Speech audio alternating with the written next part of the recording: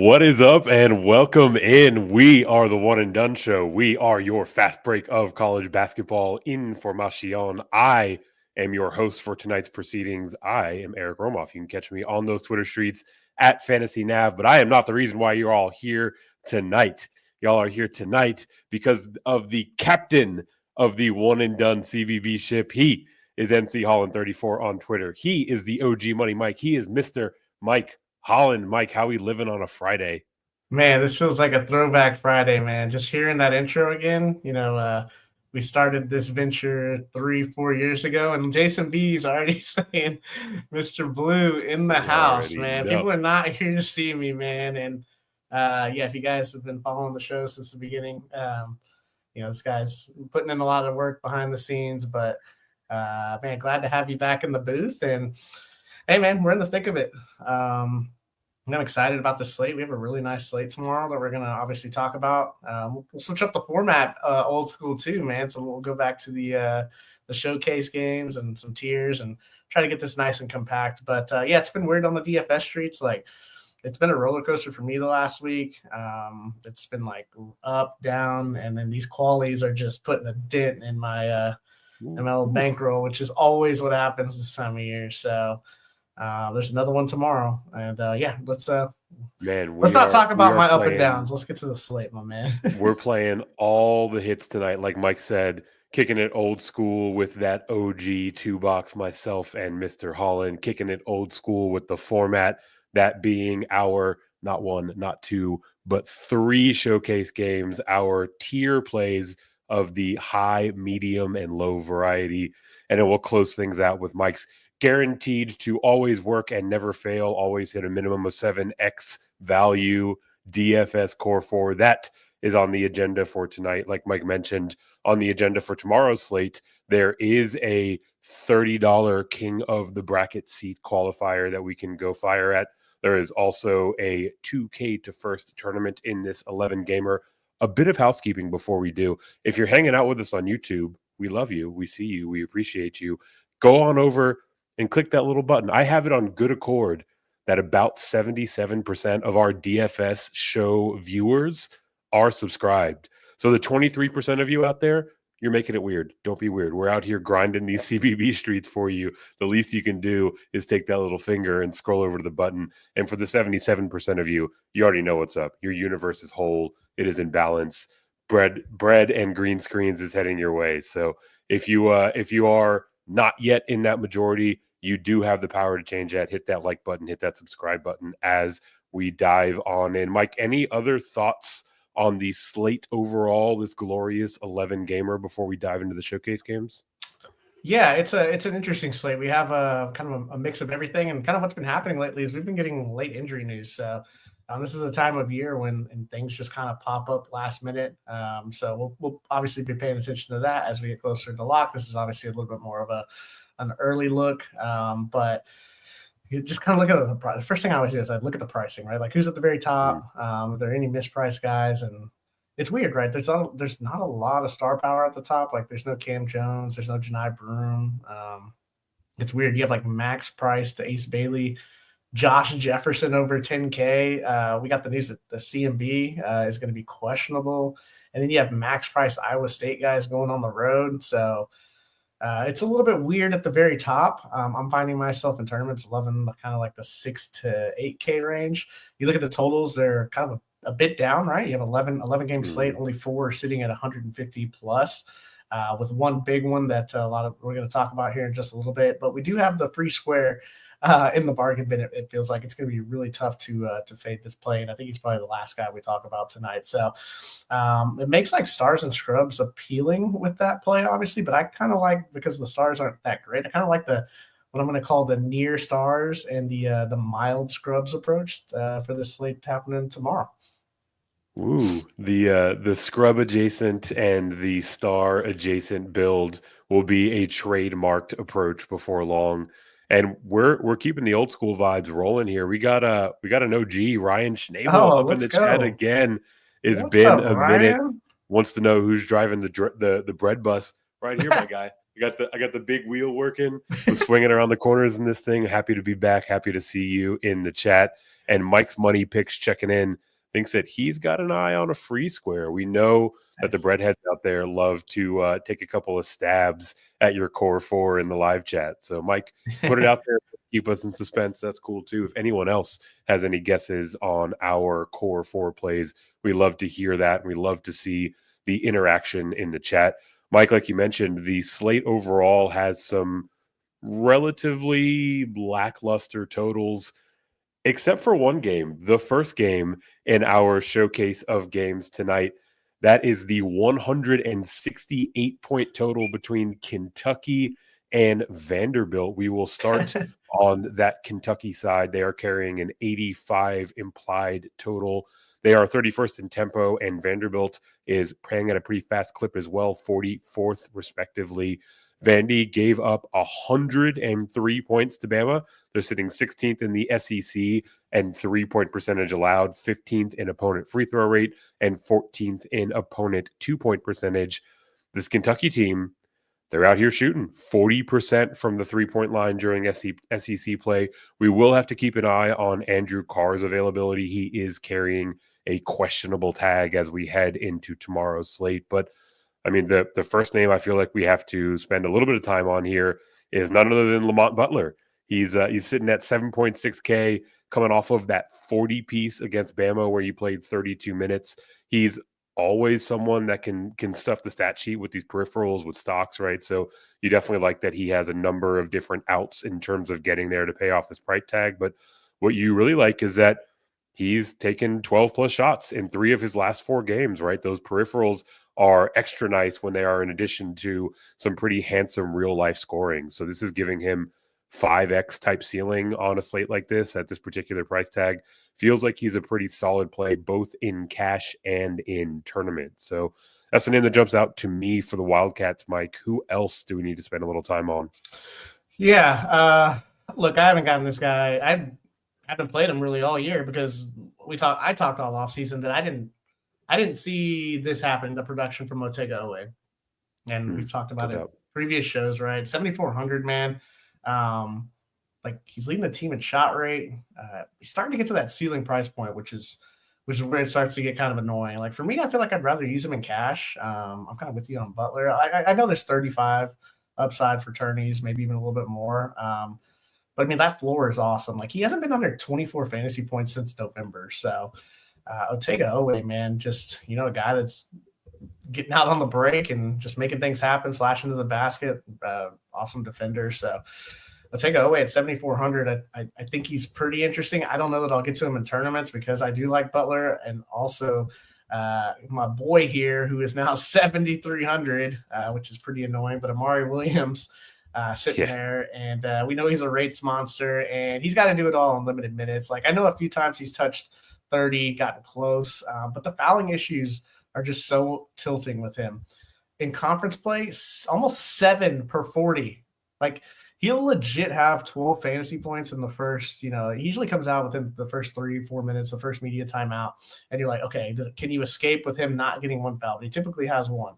Then he comes back in and you're just praying that he can go as long as he can. Because obviously he's a huge fantasy point producer per minute. If he touches high 20s and 30s, like he could post 35 plus for sure. I know that's kind of been a ceiling this year, and now that you're at 7,300, like it feels a lot more uncomfortable. It's a lot easier when you're under 7K, right? Those foul issues, you're like, okay, you can get some of that back in the second half. I'll have some exposure because his total is crazy. I don't think I'm gonna, he's not like a core piece or anything like that.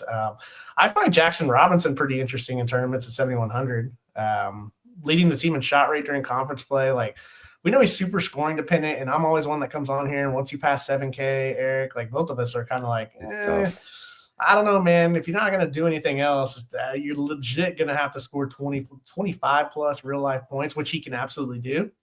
And before the kind of the Bama disappearance, right, he had 39.5 and 36.25. So like, yeah, he's absolutely alive for the tournaments here. And Kobe Brea with this type of total at 4,800, like super scoring dependent as well. But, he's under that 5K price tag. He's playing roughly 20, 25 minutes. If he gets hot, like he could hit 5, 6, 7 threes in this game.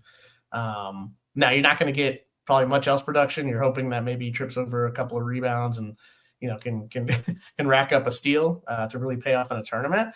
I think he's kind of a nice game stacking option if you're playing like a Butler Williams and you just want to get real deep into this Kentucky side, because this implied total is, I mean, it's massive. It's 85 points. I can see them putting up 90 here. So yeah, I mean, Bray is interesting, man. With the news you talked about, Carr, man, Ainsley Almanor, like at 3,700, I guess he would become a little interesting to you. What are your thoughts on him as a cheapie down here at 3,700? Yeah, he's definitely in the pool in that sort of like contingent or qualified way. And we got Mike's Money Picks jumping in saying that, Carr is always carrying this questionable tag, Yeah. but never seems to miss the game. Steve checking in as well. He agrees with that sentiment, right? So, for me, when we talk about Almanor, it's really exclusively in the context of Carr being out. Then you're probably looking at a world where Ansley's getting 20 plus minutes and you feel pretty good about him paying off 3.7K. So, he's more of a name to kind of dog ear and keep an eye on in the morning, see if we have better reporting about Carr's availability. But if he's out there, rather if he's not out there, if it's Almanor, projecting for that 20-ish minutes, like great 3-point shooter, solid secondary value type of play. Every 3 is 1x. Yeah. So I mean, he can get it cooking for you if Carr would simply just hit the pine for a game. So we'll have to keep an eye on that one. With the back injury, right? Like, so yeah. Like I was talking about the other day, like I don't know why they just don't sit him. I know he wants to play through it. Doesn't make a lot of sense right now. Give him a few games, right? Like Almanor's played really well. Carr's shooting like a career worst 28% from 3. So like play Almanor. He's shooting nearly 40% from 3. He's been playing well. Like I don't understand why they just don't play him for a few games. Sit Carr with this back injury. Let him rest up for a week and a half, and kind of bring him back though. So you would think as we get deeper into conference play, as we inch closer and closer to tournament time, they would want to have their guys at full health. It would make sense to give Carr just a little bit of rest, but you and I are not the ones that are pulling the strings at these programs. So maybe we'll just continue to observe from the sideline. And I think we could do speaking of the sidelines, the sidecar of this live chat section has been blowing up while we've been covering the first part of this game. Saw Steve checking in saying that we got a bit of a weird Saturday slate, a weird Saturday slate that a couple of guys might be working to break down tomorrow. You got anything to promote for us, Mike? Yeah, man. I think as of right now, I'm set to join Steve tomorrow at 10 a.m. Over on the Run Pure Sports YouTube channel. So excited to do that. We've been kind of talking about that and teasing it, and we'll be chopping it up and see if we can't make a winner. So looking forward to that. Speaking of winners, we have equally as exciting news. Mike V hopping in saying that he shipped the $12 GPP yesterday on DK, on Wednesday. So won it by 23 points. Like, put the style points up there. Absolutely has a little bit more bread in his pocket, has a little bit more bragging rights. We appreciate that you shared those wins with us. We'd love to see it when the breadheads out there are stacking up that dough. So congrats on the big dub, Mike. Let's go get another one here on Saturday. And at least for our money, a big part of the way that we do this is continuing to attack this Kentucky and Vanderbilt side. We'll switch over to the Vanderbilt part of this game. They themselves are carrying an 83-point implied total. Like I talked about with Kentucky, very fast-paced game. It's kind of crazy that this Kentucky team, with the individual defensive talent they have, is giving up nearly 120 points per 100 possessions, right? Like, they're definitely letting teams fill it up against them, and they can't really seem to stop anybody on the inside during conference play. They're giving up 60% from 2-point land. Alabama, fresh off of hanging 102 points. The Aggies put 81 on them. Mississippi State scored 90. Georgia put up 82. Florida, a clean 100. That's their last 5 games. Like, in conference play, teams are going absolutely bananas against them. The problem with Vandy, it's your favorite, Mike. They're 26th in bench minutes used. So you're looking at a wide rotation of guys. At least for me, the conversation has to start with Devin McLaughlin, right? He's coming in 7K flat. You get that forward eligibility. He's 23rd in the country in offensive rating. He's top 100 in effective field goal percentage, shooting 36% from downtown, top 100 in both offensive and defensive rebounding. So type of player that can, he can fill up the stat sheet. He can get you there a lot of different ways.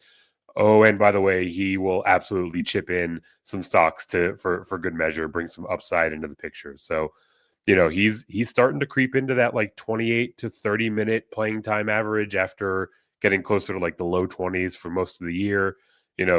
All of a sudden, like I think he's probably, the run back priority in the attorney player pool for the teams where you're stacking up on the Kentucky side. And I think he carries some standalone value as you think about the player pool overall. So love how this one profiles for McLaughlin, but there are at least a couple other pieces that I think we can circle in on around this Vandy team.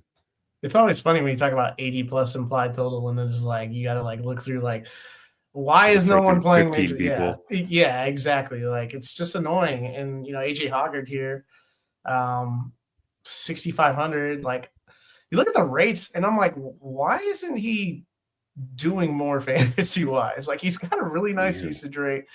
His assist rate is really good. His stocks have kind of been there, but there's no production. Like it's insane. It's mostly due to the minutes, right? So like if you're playing 24 minutes, right? Like it's pretty tough. He's only been I think he's only been over 30 fantasy points like 2 or 3 times this year. So I don't know, like 6,500 here. Obviously, it's a huge total. I'd just rather use him in cash settings than attorney, and I'm a attorney player, so I don't know that I can get to Hoggard. Jason Edwards, I kind of dogged him last slate against Bama there, but massive shot rate. He was 5,900, 63, so it's $400 more. He didn't absolutely burn me last slate. He doesn't do anything but take a bunch of shots. So for me, I'm like, okay, like he took 20 shots. So obviously, right? Like these guys are at home. Kentucky's giving it up. 6,300. You put up a 28 spot. You're feeling pretty good about that. So I'm not gonna ignore him because Kentucky's getting crushed on the inside though, and he's a guy that takes a lot of outside shots. So I don't know that it's Jason Edwards that I really want to attack. I would imagine he'd be pretty popular.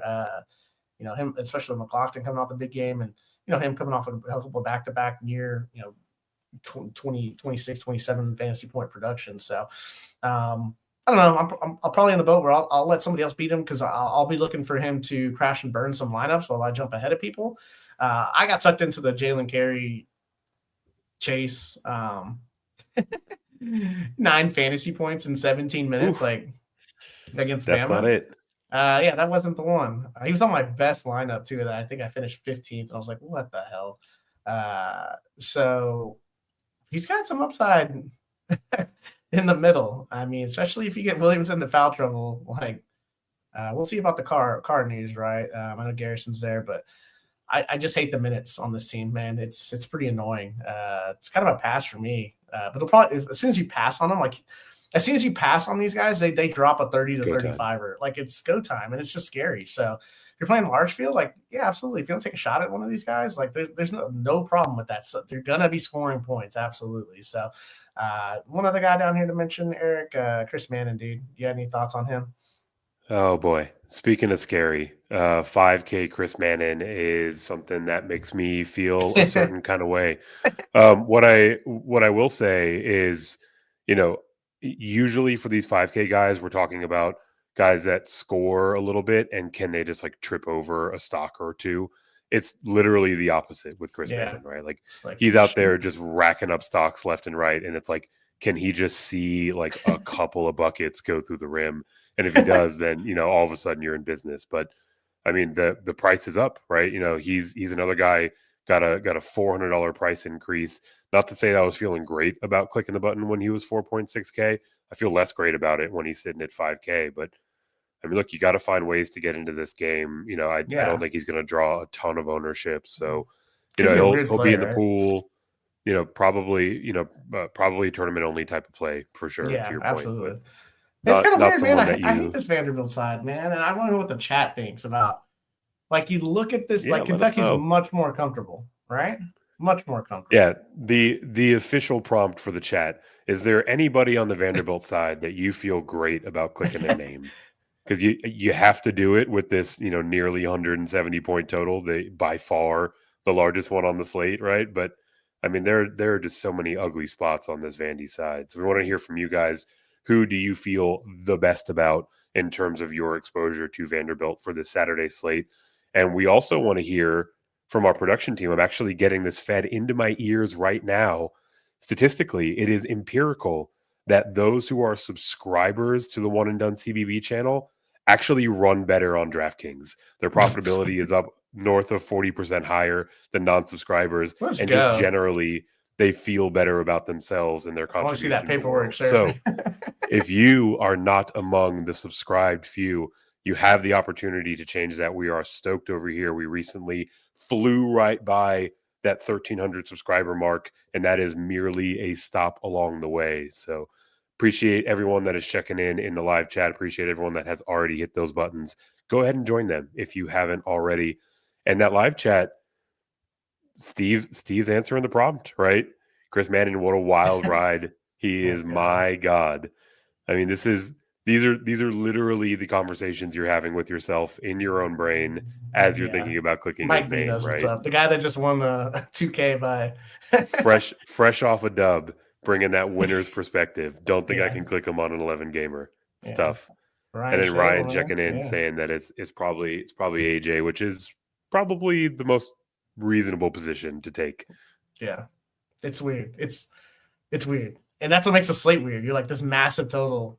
How do I get into it? How do I get into it? How do I get into it? Then, one of these guys goes out and lays an egg, and it's good. Somebody has to get there. Somebody has to get there. They're at home. Yep. Like somebody's getting there. It seems like one of those spots where you're just going to have to rotate your exposures and know that a couple of those lineups are going to be burned and a couple of them are going to be riding to the moon, right? 100%, sir. What do we got next? Next up, we have the second of our 3 showcase games featuring the Pitt Panthers. They are 7-point favorites at Syracuse. The total in this one is 153 points. We'll start with the Pittsburgh side. They're carrying an implied team total of an even 80 points. They are 172nd in tempo. Syracuse is pacing them up. Syracuse plays at the 65th rated pace in the land. Syracuse is also 254th nationally in opponent field goal percentage. So Pitt should get some higher quality looks, right? Syracuse 341st in opponent turnover percentage, and the Bigs should get a boost with Lampkin's defense or lack thereof. And there's also potential that there might not be Donnie Freeman out there. So Pitt, we like to see they are doing the needful. They are 308th in bench minutes, which is absolutely something that we covet and we love here on these one and done streets. And speaking of coveted, speaking of love, I really like how this game sets up for Jalen Lowe, right? You're sitting here looking at him. He is the the price king on the Pitt side, a lofty 9.1K, but actually his price has fallen a bit, right? He came down from the high 9s, 9.8K a few games ago. So you like getting the haircut there. Now he sits here as kind of like an awkward spend up overall, but people are probably going to rather, try to save $1,000 and go play Leggett, or some of the other kind of 7K range guards. And that makes Lowe kind of interesting in tournaments, right? I mean, he's got 40-point upside. We've seen him reach back into his locker and pluck that out from time to time. We don't have a whole lot of perimeter studs on the slate. So, if nothing else, a guy that's getting a, $500, $600, $700 haircut that's probably not going to be owned and is on the short list of guys that can score 40 plus points on tomorrow's slate is probably a guy that we should pay a little bit of attention to. Yeah, I'm with it too, man. I think he's interesting for tournaments for sure. You got Itch Leggett sitting here $1,000 cheaper, right? And it's like, okay, like that makes it a little bit tougher to click for Low. We see that sometimes. It's like you were looking at it the other day, and it was Derek Queen and Julian Reese just obliterated Illinois when all the news came out that Ivicic was going to miss and all that craziness that happened. But Somehow a couple of people played both of them. I'm like, okay, that's cool. But typically the guy that's 1,000 gets ignored. I think Reese was like 3% in the lottery, while Queen was like 30%. So I don't know that that's going to exactly happen here, but Ish Leggett's in here at 8,100. Like I like him in cash return. He's like, he's not going to have quite the shot rate and the assist rate of low, but it's still plenty. These guys are going to lock 35 plus minutes, especially if it's a tighter game. What you like about Ish is that, I mean, he can punish Syracuse here driving to the basket. I mean, 56% from 2-point land, and getting Eddie Lampkin on skates isn't the hardest thing to do. So that's why you typically see Syracuse struggling on defense. But yeah, Leggett definitely an interesting play for both settings here. Zach, Austin. The rest of these guys, man, I don't know. Like, here you go with the rest of this team. Like, this is a nice total here, but everybody's back healthy. He feels like he's just a guy in this offense now. He only carries a 13% usage rate on the year. You love using them when they got like one or two guys down. I mean, what you like is the minutes, right? It feels like he's a lock for 30 plus minutes, but it's kind of spin the wheel on the rest of these dudes, man. And then I didn't even call the guy at the very bottom of free square, but you have the guys that are cheaper. I mean, Cam Corrin, he's 6,100. I never get him right. He's pretty frustrating. It's been frustrating since his Florida State days. He does a little bit of everything, but he doesn't do anything great, I would say. But because he's 6,100, like we've seen 5x upside in his bag, right? So he's got that matchup inside. Who knows? He could completely flop on and land in the teens. It would not surprise me. So for me, he's more like a tourney stacking partner. Only for me, like I'm not going to one off a Cam Corrin. Damian Dunn sits here at 5,100, and man, this guy, you're just riding the roller coaster on this dude. And I've been on that roller coaster, and it hasn't been a fun ride the few times that, there's a few times I've been on it. And I had the big game coming back from injury, the second game back from injury against Louisville. He fell off the map. The next 56 minutes after he crushed Louisville for, 26 fantasy points, the next 56 minutes, he's 3 for 17 from the floor. So you got to think there's some positive shooting regression that's going to happen here. I think he's kind of sneaky as a game stack partner. I don't know, man. Like, he's just kind of a weird play, especially with where he is in the price. If he's $500 cheaper, I would, have much more interest. It's just kind of a weird spot. And then here we go, man. This is another guy where here we go, Jason B. GDG. 3,800. If you've been playing DFS long enough with GDG over the past 3 years, like it has been one of the biggest roller coaster rides. Like he will end up at 7K. He will drop back down to 3K. He will play 8 minutes and not do anything, or he'll log like what he did against Clemson against two really good bigs and Locken and Shefflin.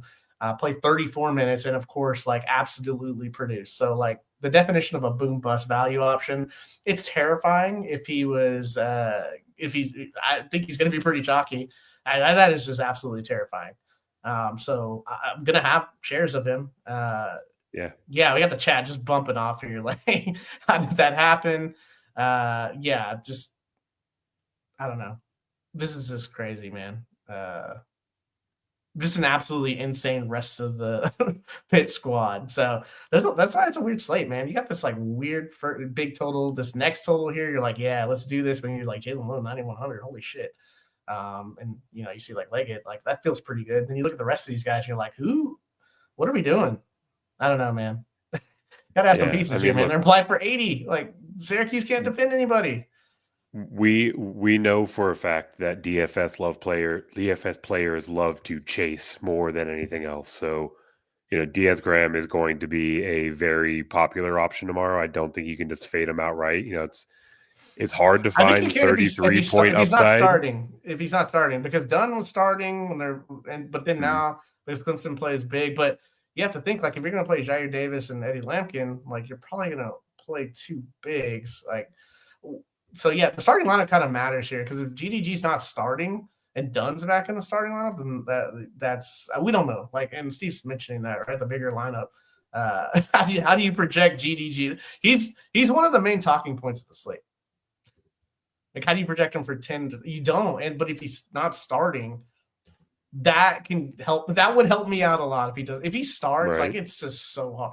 But there's no telling in 6 minutes he could be pulled for Conte randomly, like he was, I guess, in the Ohio State game like last month, or they just decided to go with Damian Dunn. Like it's pretty scary, and that's what makes this slate pretty fun, man. Like, it's kind of annoying, but these slates are pretty fun because there's no clear line of sight on some of this stuff, man.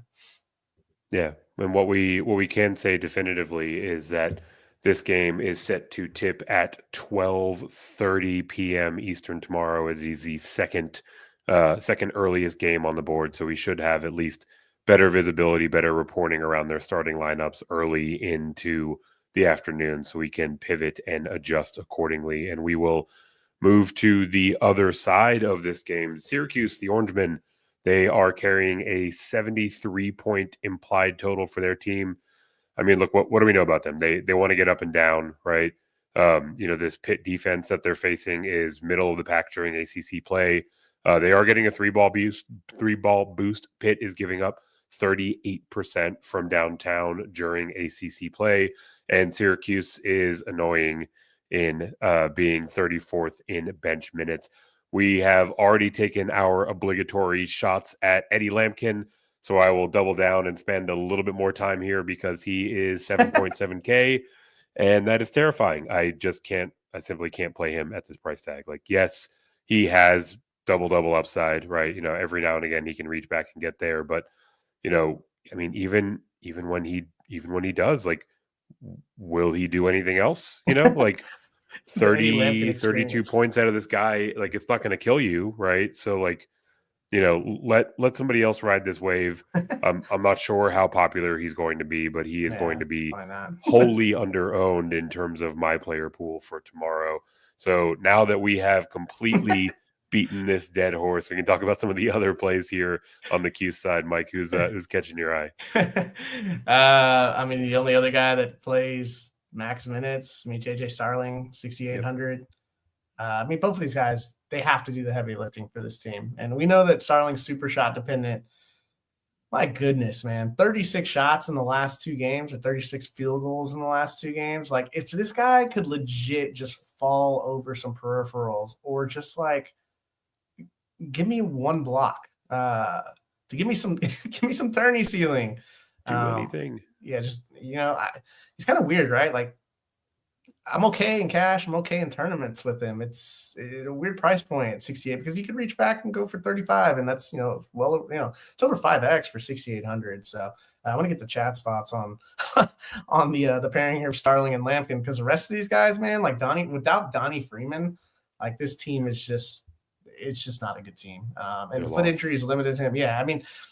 So, like, here's the thing, right? Like, we got the Q tag, but, like, it feels like he's done because he's got NBA upside. I mean, this kid averages a fantasy point per minute. Like, he can legit go for 30, 40 plus fantasy points. If for some reason he's in at 5K, like, all of a sudden, like, holy crap, he's starting. Like, okay, like, let's roll. But I don't know, man. Like, I think he just could be shutting this down. I think Autry said the other day that something like, it's up to his family or something. So there's, like, a whole lot of dynamics involved with it, with him even potentially coming back. So Donnie Freeman, just had to mention him. Davis here sitting at 5,900. Freeman out, like, we rode the wave. Like, as soon as Freeman was out, you go right to Jair Davis, living in that 4K range, but now he's 6K essentially. And he feels a little more cashy at this price. One, because a couple of things are happening. Like, his minutes are kind of falling down, which kind of makes him just, like, an okay play. Like, it doesn't excite me for a tournament to play Jair Davis at 6K. We got this kid.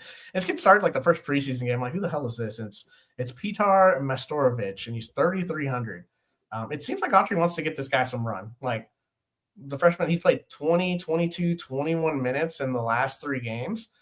I mean, he's absolutely been dreadful against tier 1 opponents. He's got a 67.3 offensive rating. Like, that's pretty bad. I didn't even say that's pretty bad. That's, like, that's awful. So more of a mention from, like, maybe later on in the season, if they're trying to get this guy ramped up to 25, 28 minutes for a lost season, like, okay. But the Syracuse side, yeah, I mean, I think I got some interest in JJ Starling. So, big total again, just kind of a weird one. So that's kind of been the theme of the slate here, is we got a bunch of comments pouring in here. Man, these comments are absolutely live. like you mentioned, everyone buzzing about GDG. Jason mentioned some days you drink to celebrate, some days you drink to forget. Ryan has the true answer, right? Like if you fade him, he's going to go nuclear. If you play him, he's going to play 6 minutes and get you like 2.5 points.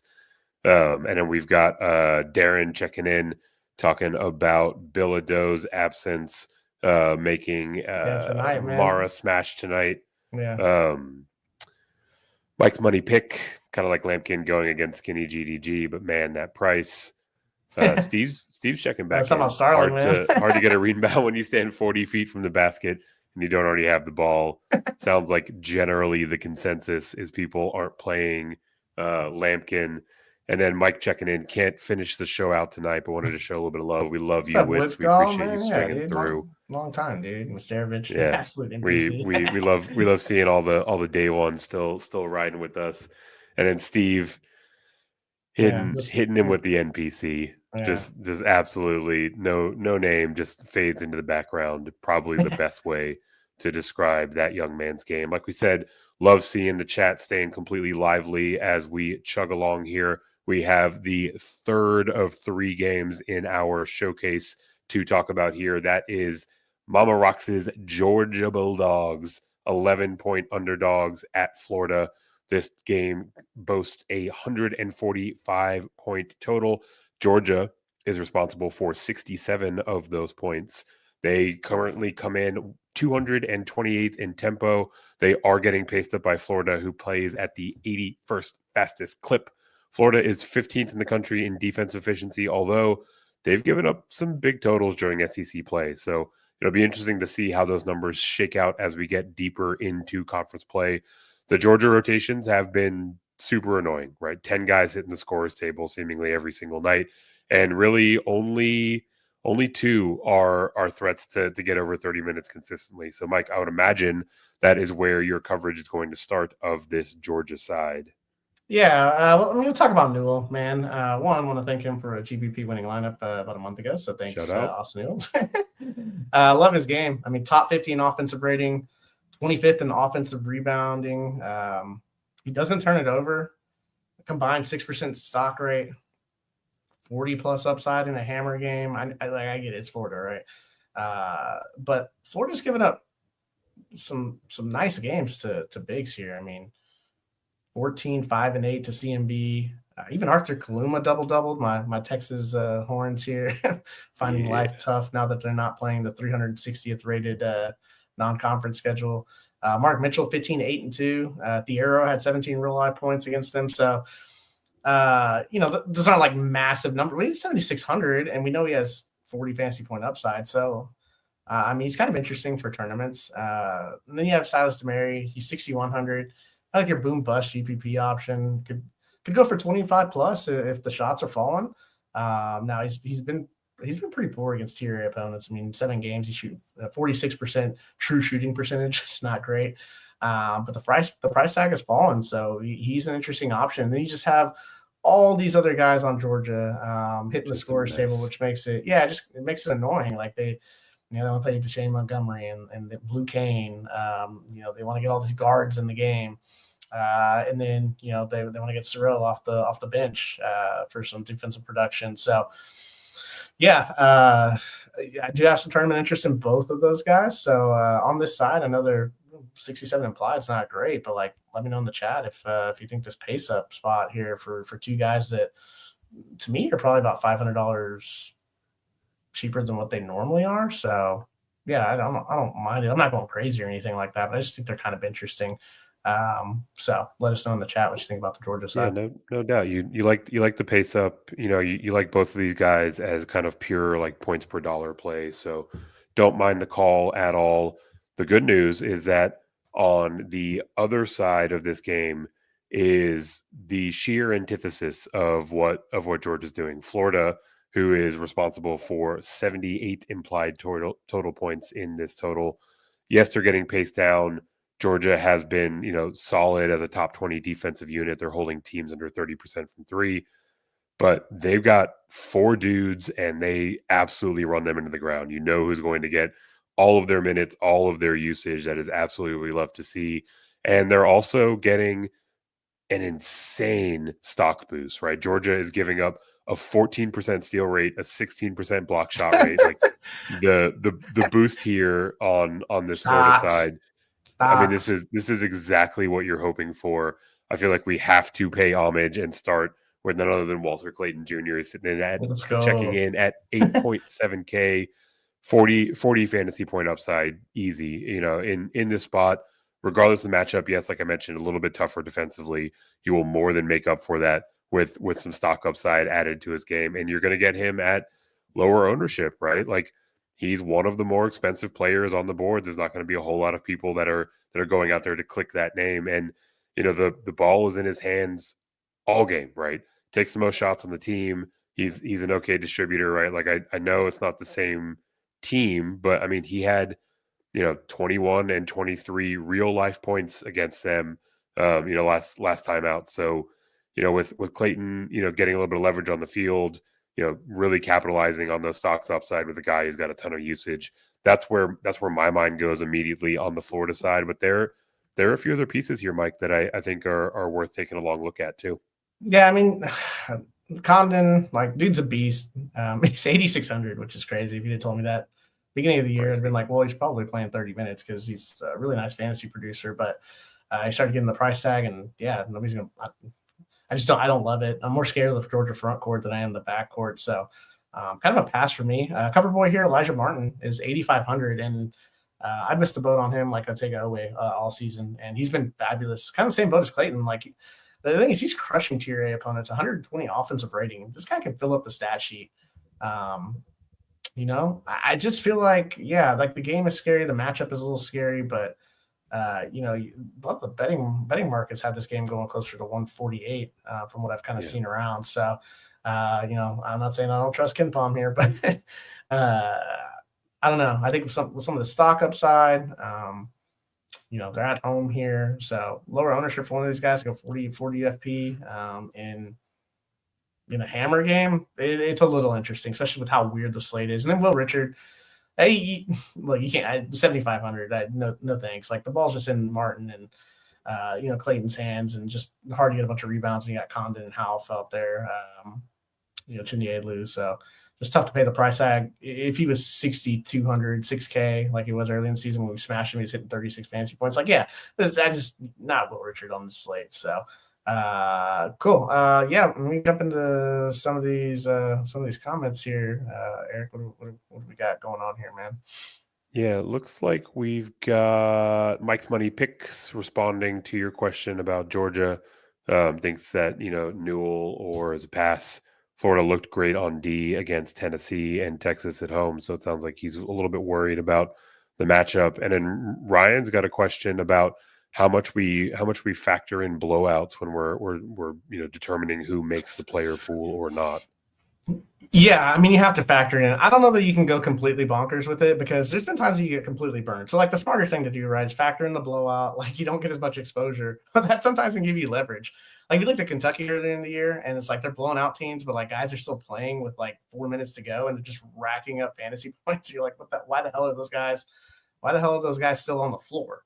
That kind of happens in college basketball sometimes. And there's a team on this slate that we're going to talk about here in the tiers section that needs to get right. And I'm sure some of you guys know who that is, who has a massive implied total and a massive spread that may be a little scary to stay away from. But I like the plays on there, and I think they're going to be out there because they need to get the tide turned.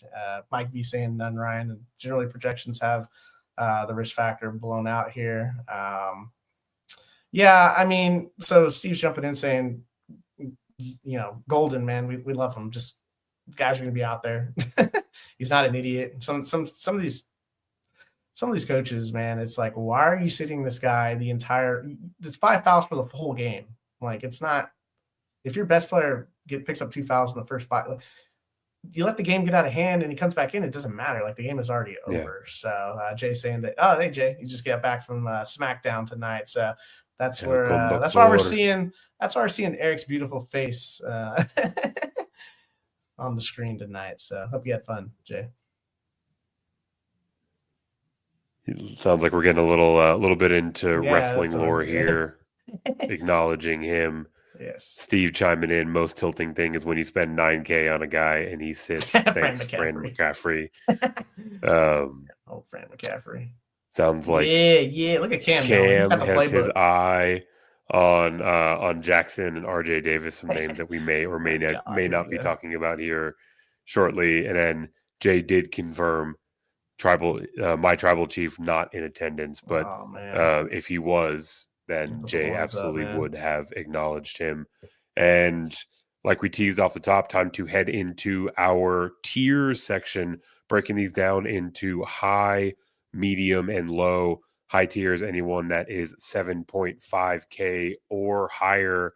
And I'll start with someone who is right around that line, RJ Davis. Just as Cam mentioned his name, sitting at 7.8K, just absolutely on the I can't quit you guys list, right? Like, this is a poor Boston College defense. UNC has lost, 2 ugly games in a row. They do need that bounce back, and for them to win, not only win but win handily. I think that's going to have a lot to do with RJ Davis. And even though it's not a big spread, like there's a chance that we see Coach Davis leave his guys out there a little bit longer. I mean, there's a chance that the way they're playing recently, this one can stay tight. So there's no guarantee.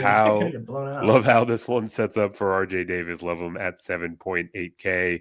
And speaking of love, the timing was perfect for Jay to show up, because we're going to talk about one of the players that he loves, a guy that he can't quit. Caleb Love himself, 8.3K, the Arizona guard versus Colorado. I mean, look, if he's under 9K, we're probably going to start taking a look at him, right? 8.3K is a fair bit under 9K. And, Colorado's defense, they're giving up 37% from 3 in Big 12 play.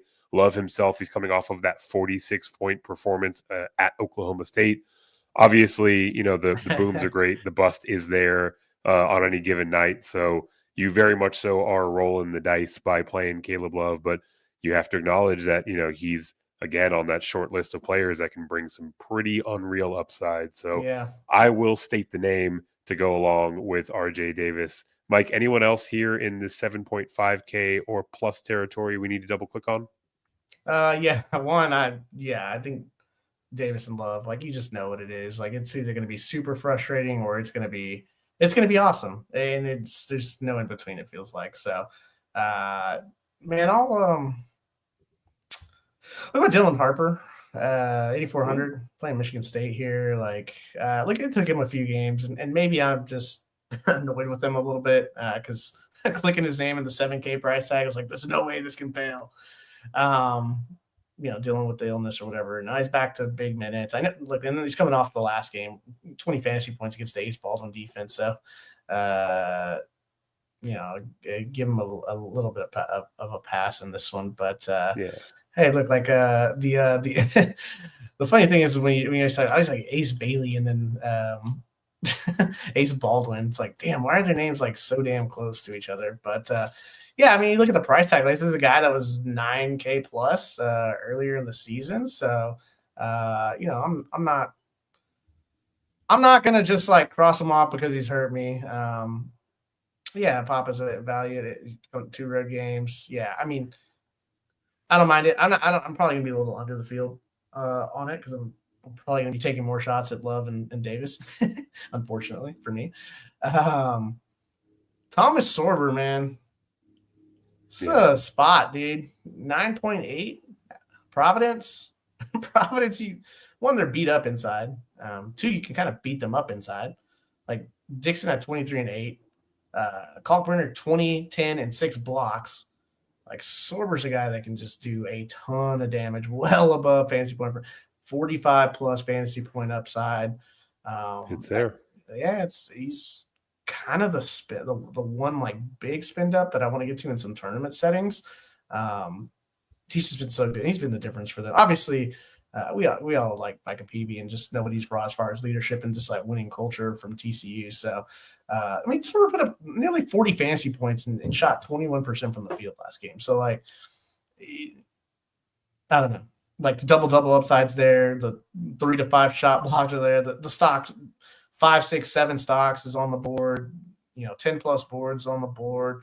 I mean, And it's 11-game slate, so you got a lot of people to talk about. And some great names being thrown out there on the books. Wade Taylor, too cheap. I'm not going to play him against Texas. He wasn't great last time. Ian Jackson we'll talk about probably here as we enter the next tier. What do you say we hop on down as we keep going? Let's head right into that mid tier. This is anyone that is 5K to 7.4K, and Mike, maybe we just head right to Ian Jackson. The people are pining; they're calling out his names. Let's give them what they want.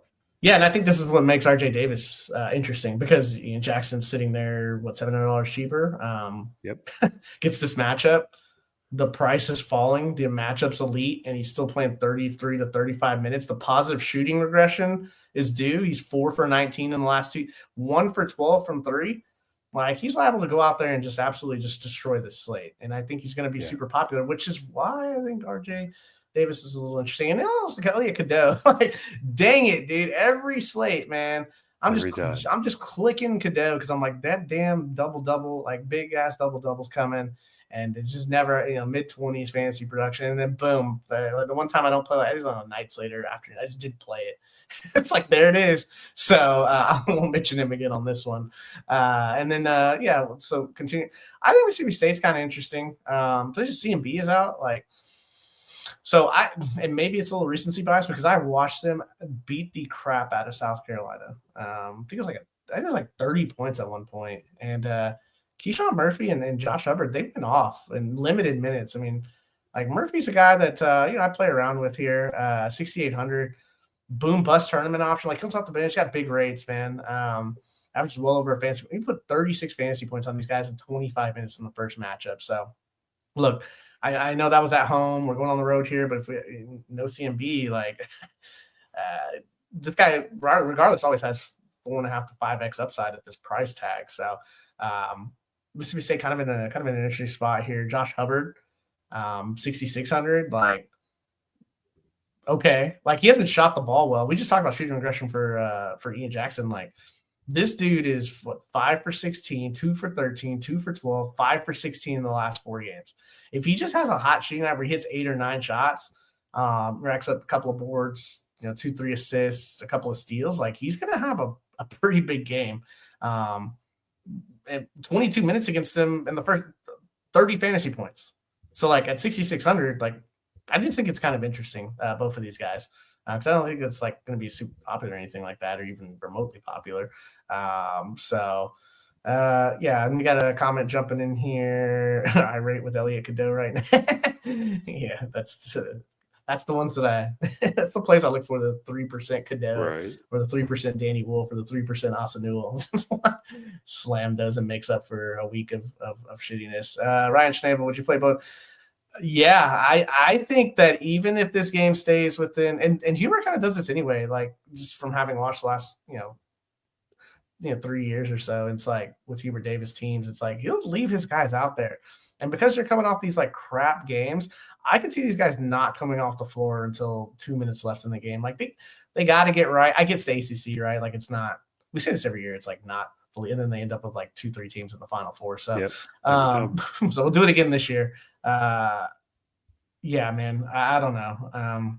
I could see it. Yeah, and it should make you different in tournaments, because I think a lot of people are going to be clicking Jackson's name for sure. And Steve jumping in saying Hubbard shooting 28% from the field away from Starkville this year. It's pretty wild, man. But God, he's got such good range, and I get it, right? So tournaments only for these guys. So we'll see. Just kind of interesting plays. Anybody you're kind of thinking about? I know we haven't really touched on that one of the faster games on the slate. You got anybody from the SMU and North Carolina State game? Yeah, well, you mentioned that the Mississippi State guys are a little bit more on the tournament side, so I'll balance things out. I'll head over to Jaden Taylor, probably a bit more of a cashy type play, but like you mentioned, absolutely love the pace in this game. NC State versus SMU. Taylor coming in at an even 6K flat, and the thing I like most is that he's back out on the court again, right? Like, you look at these game logs, north of 30 minutes in 4 straight games. Feels like he is, he's raising that floor with each passing game. So love how this one sets up for Taylor, specifically in that cash game setting. We will move things right along to the lowest of the tiers, those that are coming in 5K and below. I'm gonna do the easy one here. We've heard rumors of a free square, of a stone cold lead pipe lock, and I'm gonna take that one. And then Mike, you can look at some other value pieces Oh, out all there. right. That stone cold lead pipe lock is none other than Jaden Epps for Georgetown, 4.6K.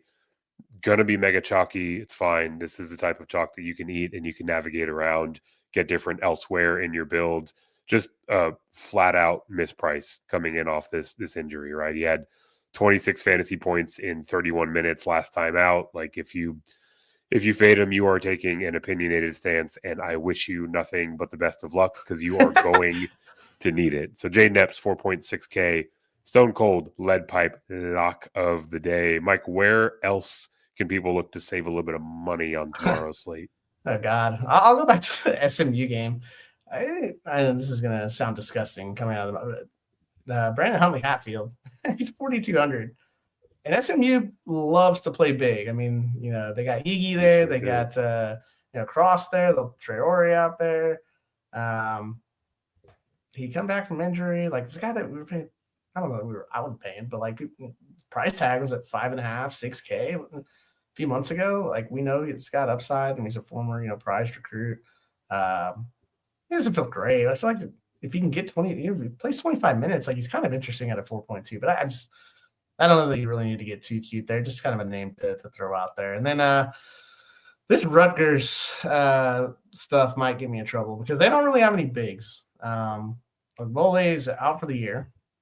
So that's going to leave the freshman Lathan Somerville at 4,700, which, God, he was such shock when he got his first start. And I think I was 100% on him. He just completely just tanked. But he's going to have to play. And, Michigan State getting up and down should be a fast game. These guys, they only have a few bigs that they're going to have to step up. Like, they're already a small team. So I think an interesting play, man. I just even throw up in the mouth here. Zach Martini. Loved him at Princeton last year. Before the injury even happened, right? He's getting a little bit of run. Yeah. Floor spacer. I just think Rutgers at this point, you just need to spread the floor for Bailey, and Harper, and just try to outshoot teams, and guy that can knock down threes for sure. He's the only guy over 6'8" on the team. And the other guy's Somerville. Yeah, PJA's there like 6'6". I know. Obviously, Bailey. I'm talking about the non-NBA pros that are on the team there. So he's still, who are we talking about? That's still only 75% owned somehow. Oh yeah, Jaden Epps. Yeah, and yeah, certifiably 25% of the field going to be getting a little too cute. The night that he got hurt, dude. Oh my God, I thought I was going to win the KOB that night. I think I finished like ninth. Someone fades Epps. Send me a head-to-head. Yeah, I don't know, dude. Like, I don't know how you fade a 4.6 Epps. Like, you're going to get 30 minutes. Like, St. On back, 3.8K. Yeah, he's another guy that you can look at. I just find Martini kind of interesting, but that's strictly like off the wall, like large field target. So, yeah, just interesting. And then we'll pay attention to the news because like the last 10 minutes of the slates recently, at least this past week, have just been like, oh, here we go. Like Georgia Tech is playing water boys off the bench, and then Illinois has no bigs, and like all this crap keeps happening. It's like, holy crap. Then we just throw everything out the window. But yeah, I hope it kind of stays like this, Jared, because it just makes for a weird slate. So I know we're coming up on time here, man. So we kind of jump into these cash and tourney cores before we get out of here. Yeah, let's head right into the world famous DFS core 4. As I mentioned earlier, guaranteed to never miss. Probably looking at 6, 7, maybe 9.5x on your value return meter. These core 4s have been white hot down the stretch run. I will start off with the cash game core 4s, in large part because I've been talking about a lot of these guys all night as it is. We got Ish Leggett to lead us off up top, 8.1K. Love the Pitt side of this game going up against that Syracuse defense. Otega Owe getting into that very big total for Kentucky. Love getting him at 7.4K. Jaden Epps, cash game lock, easy peasy. 25% of the field is doing it wrong if he is only 75% owned. And I talked about Taylor, like the pace of this NC State game with SMU, really like the fact that he is north of 30 minutes in 4 straight games. And what I love most about this configuration of players, put the 4 of them together, you have about 6K per player remaining. So you still have a lot of flexibility with the rest of your build. Mike, let's shift gears over to your foray, to your area of expertise, that being those tournament screets. What do the people need to know? Who should they be starting their build with on the tourney side? I love that you can just kind of do whatever. Kind of working off of your cash build. I mean, you could look at somebody like Lowe instead of Leggett. You could look at Butler over Owe. The apps you just play. But, kind of going on the tourney here, man. Like, Caleb Love, starting at like this 8, and this happened the other night, where it was like, I don't know if I want to go all the way up, but like I'll go into like the low 8s and high 7s. So you got Caleb Love here at 8,300 as a tournament play, or play one of the 2 Florida studs, Clayton and Martin, which are right around that same price tag, kind of starting it off like that. I think you take one of the North Carolina guys next, RJ Davis or Ian Jackson. I think it's going to be super popular. I think, rolling with a Murphy or a Hubbard to see if, we get max minutes in a spot that they already crushed. Could you get 35 out of one of them for sub 7K? I think it's absolutely possible. They've both already kind of shown that they can do it against this team. And then, I don't know. It's basically a court 3 tonight because you're just going to play Jaden Epps. Every time. I guess if we know he's going to get injured, then if you have the time machine and you got the almanac or whatever, and he's going to play 7 minutes and walk off with like an elbow injury, then there you go. Congratulations to you. But there's just so many routes and ways to go that it's pretty nice here. Reunited and it feels this is deep. So good. Yeah, dude, I feel like I'm heavy game stacking 2002 here. So no, but I mean, come on, like these guys are too cheap for what they can do, and they'll probably break my heart tomorrow, and we'll just move on to the afternoon slate. Yep. That is absolutely part of the DNA of playing these large field tournaments. You and a couple hundred or a couple thousand of your closest friends on Saturday morning. Mike, any closing thoughts? Anything you want to remind the people about before we get up out of here? Just getting different. Like, is always you got to find the one guy, right? And it's usually the one guy in the 7 to 8K range that just completely just goes bonkers on the slate. And kind of takes out maybe some of the chalk that doesn't quite get there. So just make sure. I typically only play tournaments and I'm typically really only playing the $12, $15 lot, $2K, $10K to first or whatever. I'm typically just playing those. So I play a lot more risky. I don't know. That's just always been how I approach DFS, is just from okay, you're going to do that. So what do I think? And it costs you sometimes when you play different like that sometimes, but every now and then you just absolutely smash the play and it's right there. And so I'm not telling you to go completely crazy on this slate, but I'm telling you, this is one of the, as mentioned earlier, this is kind of one of the slates where it's I don't what the hell's going to happen on this slate? Cause it just kind of feels different. So perfect chance for somebody to take an opportunity to absolutely go crazy on either on an overload or just a 7 or 8K guy that just has no business getting there that gets there.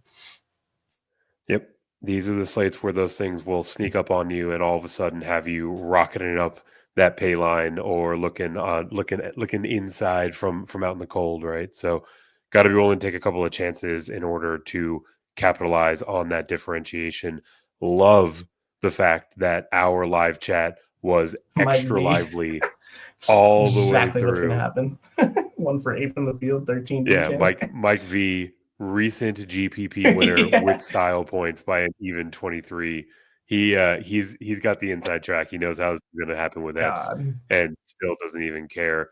A lot of mics up in the chat tonight. A lot of people up in the chat tonight. We love to see the interaction. We love to see everyone chopping it up, saying what's up to each other, answering their questions, throwing their names out there and planting their flags. That is exactly what we're going for here on the One and Done CBB show. If you are not already, if you own or operate basically any social media app, type in the letters one and done CBB, Instagram, Facebook, Blue Sky, Twitter, TikTok, wherever you might be, we are out there. Specifically, if you have any questions for us, if you want to share some of your green screens, you want to do a little bit of victory lapping, we love to see that along on those socials. And Mike, while we're here going old school in the format, remind the people they have an opportunity to get more of your insights on this very slate tomorrow morning as we kick off our first collab with the RPS crew. Yeah, man. So talked about it earlier, and Steve's been in the chat. Appreciate him joining for the last been on for the last few shows, man. So we appreciate all of his engagement and Run Your Sports, man. They do it big, man. You see their names up there on the ladder all the time. But we're gonna collaborate tomorrow, 10 a.m. Eastern time for a live before lock. So that'll be a lot of fun, man. Chopping it up and. Yeah, man, we're just trying to grow the community. This is a fun sport, man. It's a tough sport. We cover it 365 transfer portal. It's probably the busiest time of the year. We're like, Jesus, there's so many guys transferring. We do off-season content. We interview coaches. Mark Pope. We like to say that because of our interview with Mark Pope, he is now the coach at Kentucky. So that was a fun conversation too. There's all these playlists. Go on there, check it out. But yeah, I'm excited, man. We'll hopefully see if we're able to chop it up tomorrow morning. And if you want to continue hearing my monotone voice and my wild tournament takes, then there you go. You can hop right on there and listen to us in the morning.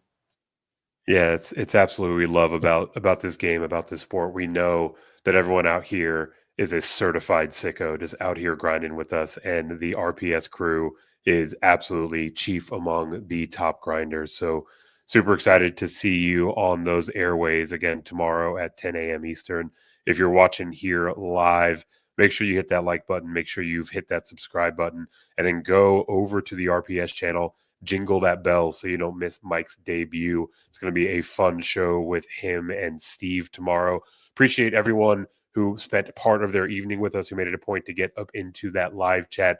Now there is only one thing left for us to do for this Saturday slate. That is to go out and get this bread. Thanks for stopping by the office. Get your fantasy prescription by subscribing to the channel and checking out drroto.com. And until the next visit, be well and take care.